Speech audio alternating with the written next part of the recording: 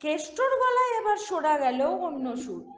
তৃণমূল নেতার কথায় সে রাতে অনেক ওষুধ খান, ঘুমের ওষুধ খান, তাই রাগের মাথায় বোলপুরের আইসিকে ওই সব কথা বলে ফেলেছেন। সে যাই হোক, কেষ্টর এই রূপ যে নতুন বিষয় না তা রাজ্যবাসীর অজানা নয়। সম্প্রতি জেলা সভাপতির পদ খুইয়েছেন অনুব্রত মণ্ডল। তারপর থেকেই যে সে মনক্ষুণ্ণ হয়েছেন তা তার মন্তব্য থেকে আগেই বোঝা গেছে।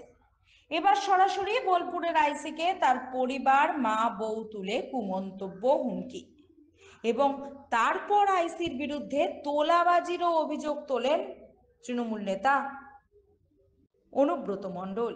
এবং তারপরে আবার শোনা গেল কেষ্টর গলায় অন্য সুর। ক্ষমা চাইলেন অনুব্রত মণ্ডল।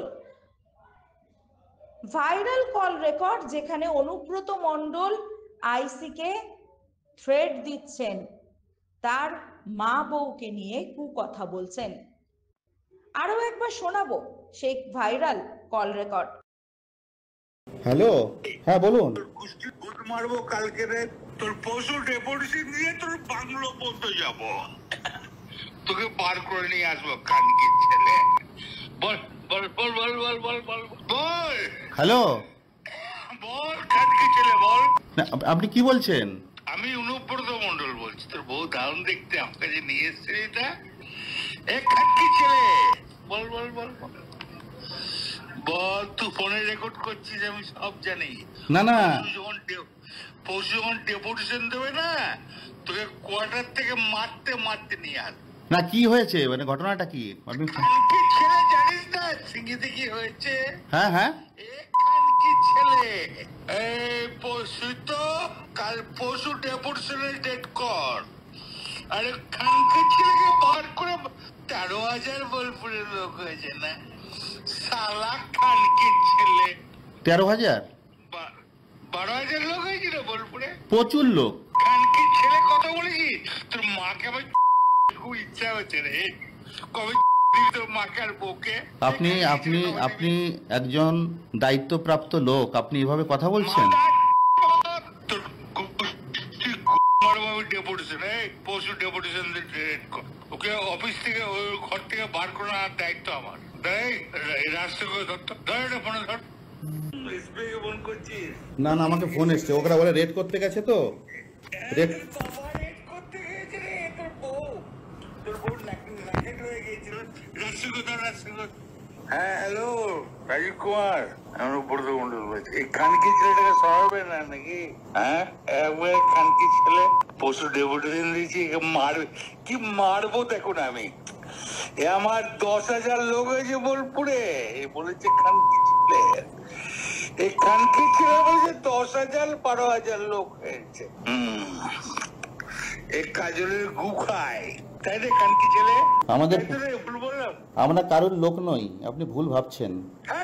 ভাই তোর বউকে আমাকে নিয়ে এসেছি, আমার গান বানাইছে মাথা। তোর পরশু ডেপুটেশনে আমি যাবো থানাতে, ওর চুলের মুঠি ধরে আমি বার করে নিয়ে আসবো ওখান থেকে। বার কর যা খানকি ছেলে, তোর গোষ্ঠী মেরে দেবো। আপনি এভাবে কেন বলছেন? হ্যাঁ,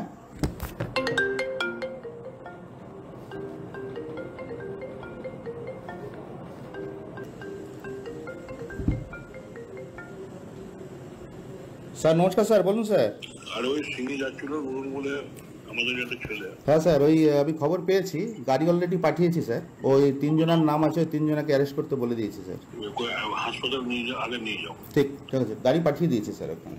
এবার একবার দেখা যাক সেই ভিডিও যেখানে কেষ্টর আইসির বিরুদ্ধে, অর্থাৎ বোলপুরের আইসি লিটন হালদারের বিরুদ্ধে তোলাবাজির অভিযোগ তুলছেন। তিনি বলছেন তার কাছে আইসির বিরুদ্ধে তোলাবাজির ভুরি ভুরি অভিযোগ জমা পড়েছে। করছেন সেই ভিডিও একবার থানার আইসির বিরুদ্ধে। আমি বলি যে নাগরিক কমিটি দিয়েছে, সে আপনারা জানেন ব্যবসা ইউনিয়ন দ্বারা ছিল। ও যাকে তাকে মেসেজ করে টাকা চাইছে 70,000 80,000। এফআইআর করতে গেলে বলছে 5,000 টাকা নিয়ে এসো। এটা আমি অলরেডি এসপি কে জানিয়েছি। আমি আজ থেকে 2 মাস আগে এসপি কে জানিয়েছি ওর সম্বন্ধে। কালকে সিঙ্গিতে একটা ছেলেকে হাতটা 6টা টুকরো হয়ে গেছে, রডে করে মেরেছে। যারা মেরেছে তাদের কাছ থেকে টাকা খেয়ে নিয়েছে। এখন তো অভিযুক্তরা কিন্তু গ্রেফতার হয়নি। হ্যাঁ, দুটো ফালতু লোক অ্যারেস্ট হয়েছে, যে অরিজিনাল স্বপন তাকে এখন অ্যারেস্ট করা হয়নি। স্বপন এবং সঞ্জীব মুখার্জি, স্বপন এরা এখন অ্যারেস্ট হয়নি। এবং সাংঘাতিকভাবে মারধর করা হ্যাঁ, হয়েছে। আপনারা দেখিয়েছেন, টিভিতে দেখিয়েছেন। এই অরাজকতা বোলপুর শহরে চলছে। কিন্তু বোলপুর তো একটা হেরিটেজ শহর। কি করবো তা, যদি এই ধরনের আইসি আছে, আমি এসপি কে বলেছি, আমি অ্যাডিশনাল এসপি কে বলেছি, ডিআইজি কে বলেছি, সামথিং কে বলেছি, এই আইসি রেজিস্টার সামথিং কে বলেছি। মুখ্যমন্ত্রী জানাবেন? আমি তো অলরেডি সবাইকে জানিয়েছি, এই আইসি রেজিস্টার সবাইকে জানি। এমনকি আমি আমাদের রাজীব কুমারকে জানিয়েছি, ইমিডিয়েটলি তুলে না হোক, নাহলে বোলপুরের পরিবেশ নষ্ট হয়ে যাচ্ছে। তারপরে রাত্রি 12টার সময় ও যেসব জায়গাতে আড্ডা করে, সেগুলো শুনলে অবাক হয়ে যাবে। সেটা তো পুলিশের ডিআইবি আই তারা খবর নিয়ে নে কি করে। ঠিক আছে, কোনো ডেপুটেশন দিতে পারি না, কারণ আমাদের মুখ্যমন্ত্রী পুলিশ মন্ত্রী, এটা আমাদের পক্ষে হয় না। সাধারণ মানুষকে দিলে আমরা মানা করি। আসলে তো বোলপুরের বাসিন্দারাই এটা হ্যাঁ। করেছে। ট্রাফিক নিয়েও খুব সমস্যা। সব ব্যাপারে মানে 2 বা 3 করে কেস দেওয়া হচ্ছে। হ্যাঁ, পয়সার জন্য ফলস কেস দিয়ে তারপর মেসেজ করে। এবং মেসেজগুলো তোমাদের দেখেছেন কিনা আমরা জানি না, 70,000 40,000 করে মেসেজগুলো আছে। আমরা আমাকে দেখাতে এসেছিলাম, আমি দেখি আইসি নিজেই মেসেজ করছে। বোলপুরের পরিবেশ তো এরকম ছিল না। এটা এই আইসিএসে নষ্ট করে দিল। তারপরে সব থেকে নেশাখোর বেড়ে যাচ্ছে, এদের ক্ষতি হয়ে যাচ্ছে, আর চিন্তায় হচ্ছে, এগুলো কিচ্ছু ছিল না বোলপুরে। রাজনৈতিক ভাবে কোনো ইন্ধন রয়েছে বলে মনে করেন? না, কোনো ইন্ধন নেই, আমরা দেখছি।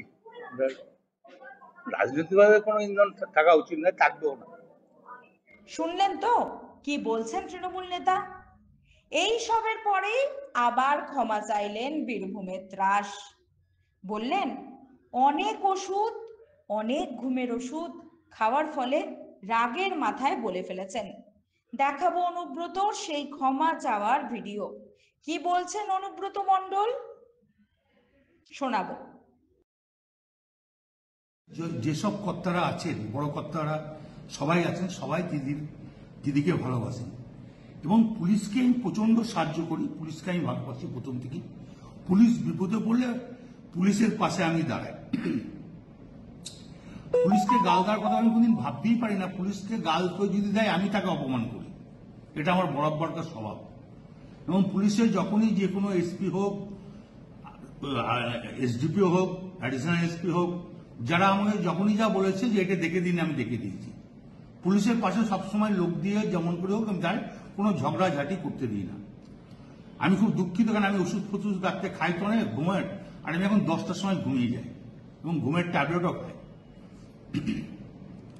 সেই সময় ঘুমটা ভেঙেছে। নুরুল যে ছেলেটা আমাদের খুব ঘি দেওয়ার খুব ভালো ছেলে, ওর বাবা বলতো আমাদের দল করতো, বাবার করার পর ও দল করে, খুব নিরীহ ছেলে, ভালো ছেলে। ওকে যখন শুধু মেরে পা হাত ভেঙে দিয়েছে, আমার মনটা খুব খারাপ। আমি আইসিকে আমিও বলেছি, চাঁদুও ফোন করে বলেছে যে আপনি তাড়াতাড়ি জান যে অন্তত ছেলেটাকে আজ হসপিটালাইজ করুন। তো উনি আমাকে একটা অন্য ধরনের কথা বলেছে, সেটা আমি আর বলতে রাজি নই। তখন আমি নিজের রাগ সামালতে পারিনি, এটা স্বাভাবিক আমি বলেছি। এর জন্য আমি দুঃখিত, আমি ক্ষমা প্রার্থী। এটা যদি স্বাভাবিক আমার মুখ থেকে এই কথাটা বেরোনো উচিত নয়, তার জন্য আমি দুঃখিত এবং ক্ষমা প্রার্থী।